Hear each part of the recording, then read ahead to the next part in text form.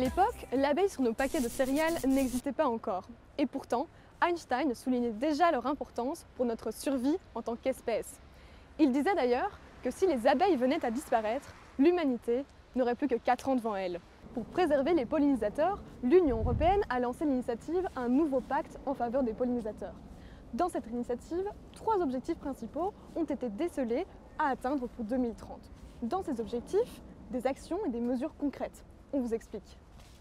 Premier objectif, améliorer les connaissances sur le déclin des pollinisateurs, ses causes et ses conséquences. Tout d'abord, il faut créer un système de surveillance globale avec des données géographiques et temporelles précises. Le projet ICINIA propose une surveillance des pesticides et autres polluants, ainsi qu'une utilisation des abeilles mellifères comme bioindicateurs. Mais concrètement, cela veut dire quoi ?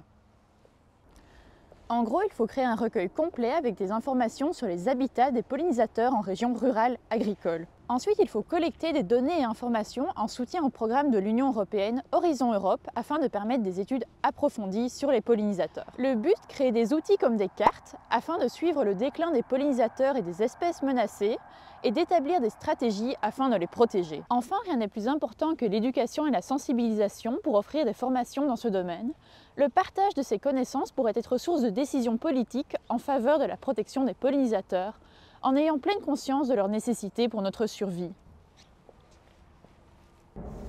Deuxième objectif, améliorer la conservation des pollinisateurs et lutter contre les causes de leur déclin.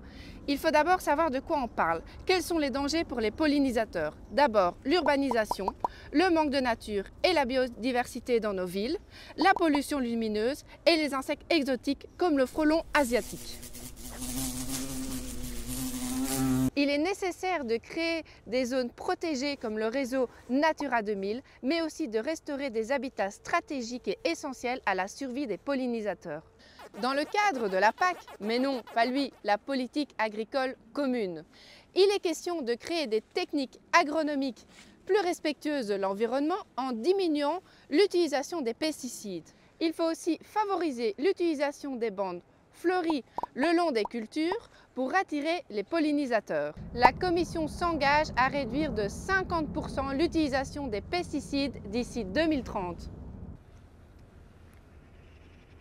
Elle a pour projet d'interdire l'utilisation dans des zones sensibles en remplaçant par des solutions biologiques. Il y a tout intérêt à lister les espèces envahissantes afin de réduire leur propagation. Et il faut également tenir compte du changement climatique. Pour le troisième et dernier objectif, il est question de mobiliser la société, de promouvoir la planification stratégique et la coopération à tous les niveaux.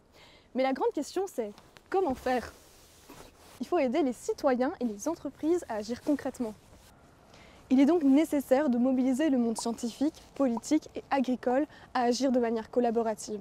La jeunesse a aussi un enjeu de taille, et il ne faut pas l'oublier.